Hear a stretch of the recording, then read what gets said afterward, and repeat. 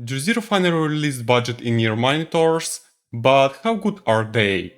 Hey guys, it's me Iceberg, and today I'm reviewing the new Juzear Nimbus single dynamic driver IEMs for $55 or $60 depending on the version you choose.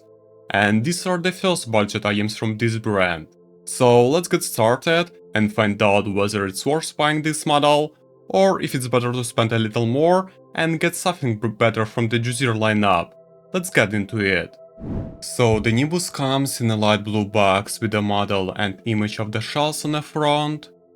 And on the back as usual there are specs with a 32 impedance and 108 sensitivity, along with the frequency graph slightly below.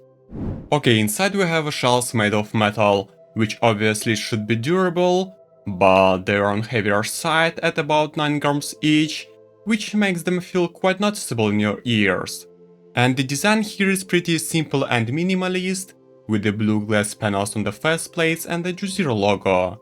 That looks pretty cool, but picks up fingerprints and micro scratches really fast, so be gentle with this. Inside we see a dual chamber design with 2 vents for each chamber and a replaceable nozzle system.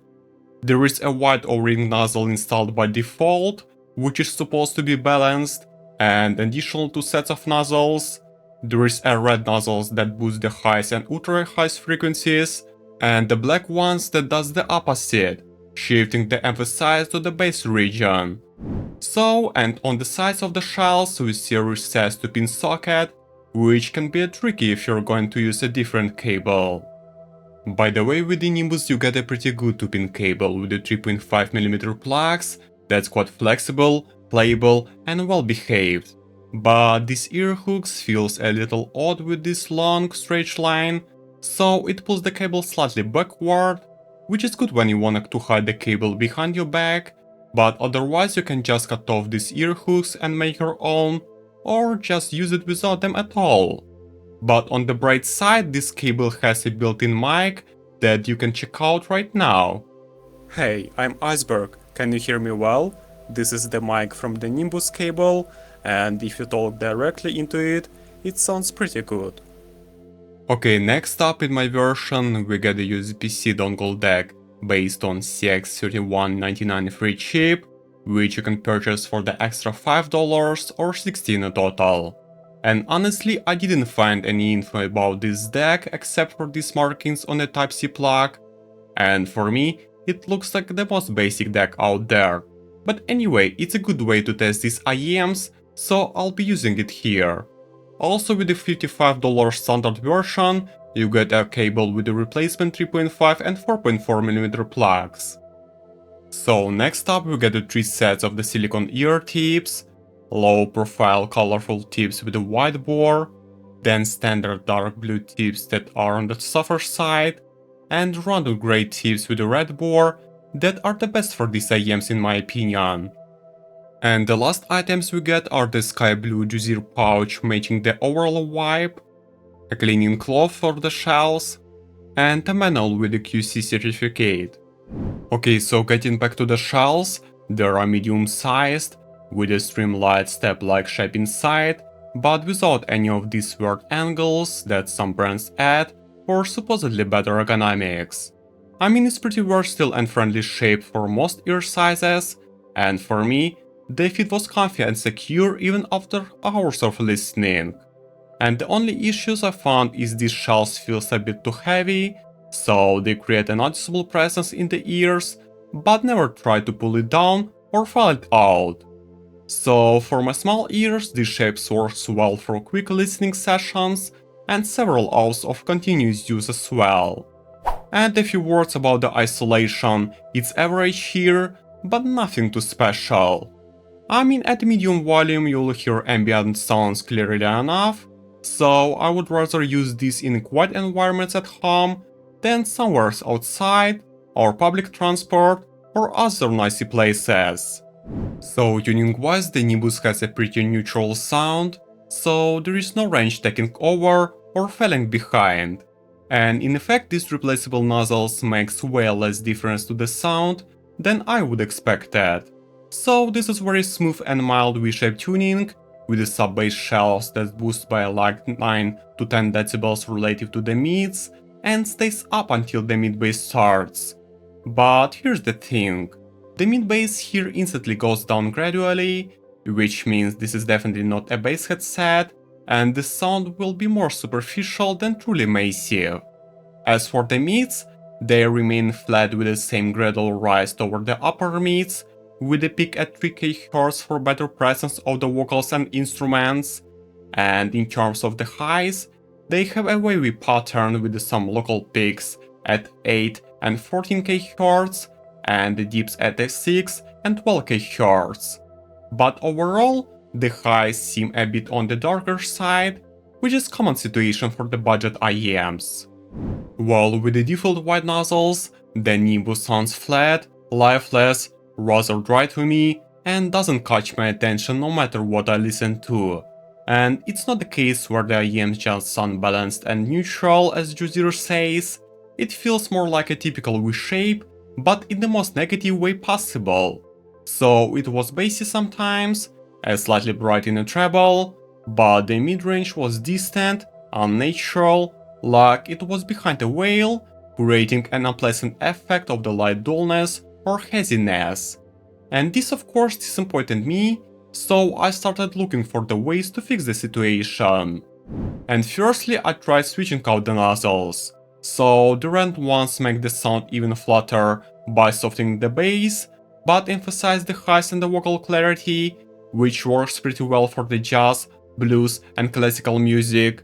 And the black ones make the bass thicker and the lower mid-range more wagey, so male vocals and fundamental instruments get more presence, but it softens the brightness of the vocals. And in this case, the white nozzles doesn't feel like a medium ground between these two. So I did a really small little trick. I got more suitable black nozzles, then removed that piece of paper from behind the grill that was deafening the sound, and added a piece of acoustic foam inside, so it wouldn't be too shrill. And now these modified nozzles sound absolutely fine. In this way I returned some of the clarity and sparkle without the muddiness of the red nozzle, while retaining a tight and noticeable bass, just like with the standard black ones. And most importantly, I've almost completely removed this swell effect, so now it sounds more lively, colorful, pretty energetic and natural in the mid-range, which is basically what I was aiming for. So guys, I always recommend you remove any unnecessary obstacles from the sound path, and here it really makes a difference in the sound quality and the listening experience. Though, I don't recommend making any modifications if you're a completely beginner and don't know what you are doing. So with my mod I feel like I already discovered these IEMs, and now it's equally enjoyable to listen to all genres here. And for the first track I choose Everywhere I Go by Hollywood Undead, that aggressive rock style where I got plenty of energy from the bass hitting from the very bottom, yet at the same time it didn't blur the Charlie's voice, which was assertive and present, but definitely not the main focus on the stage. I mean, because of the clear V-shape here, the soundstage is built in a way that the instruments, bass and reverbs fill the main space, while the vocals are in the middle and toward the inside, and because of that, sometimes the vocals can be less forward than in many vocal-oriented IEMs. Okay, and I had the same impressions listening to Complicated by Avril Lavigne, where the vocals was completely inside the track, surrounded by melodic instruments. And at the same time, Avril's vocals seemed a bit on the thin side to me, so it really lacks the energy in the upper mids and lower treble to really shine, to give that energy and sparkle that I'm looking for here. However, I have to say that the strings and percussion sound really interesting. They have a nice body, plenty of energy and smooth transitions, which kinda saves the day. And the last track is a melancholic live performance of Take On Me by Morten Harket, which remains my favorite track for many years. And here, in such a calm instrument arrangement, I can finally fully enjoy these soulful and painful vocals, full of overtones, timbral transitions from the slightly rough texture at the very bottom, to bright and airy highs, but it never becomes shrill or harsh with my modded nozzle. So talking about my tuning in detail, the bass now sounds fuller, and I can say that I managed to slightly compensate the lack of mid bass I was getting with the standard nozzles by simply adding a piece of acoustic foam. And now it's wavy, punchy, and the decay are more noticeable, but it's lost a bit of control. I don't mean it makes the lower mids blurry, it just feels heavier, which makes the bass lose its precise edges and slow it down. So during intense moments with the bass riff, this creates a fairly long decay, blurring the entire track. Okay, so the mid-range here is pleasantly warm, which pairs well with the instruments and the male vocals, giving them more weight in the lower mids and presence up the top. But I didn't enjoy the female vocals here because they sounded quite compressed and thin, like they lost the female energy that makes the vocal shine. And as for the treble, it's definitely on the darker side here, which is good for the long listening sessions, so the brightness from the cymbals, thins, and the bells is reduced to the minimum. However, this driver can deliver plenty of brightness, detail, and expressiveness if you use the red nozzles. Though, in that case, be ready to sacrifice bass and the soundstage width for the sake of emphasized treble. By the way, soundstage wise it's medium sized here, which doesn't feel exactly closed off, but it doesn't give the sense of the freedom you will get with the planar or some hybrid models. And the biggest weakness here, guys, is the separation and the imaging, which remained clear enough during the calmest moments, but a certain blurriness and the lack of coherence immediately appear when things get more intense. Well, in conclusion, there is a trend nowadays to create budget audio devices and make technologies affordable. So I'm really happy that Juzear followed the same path.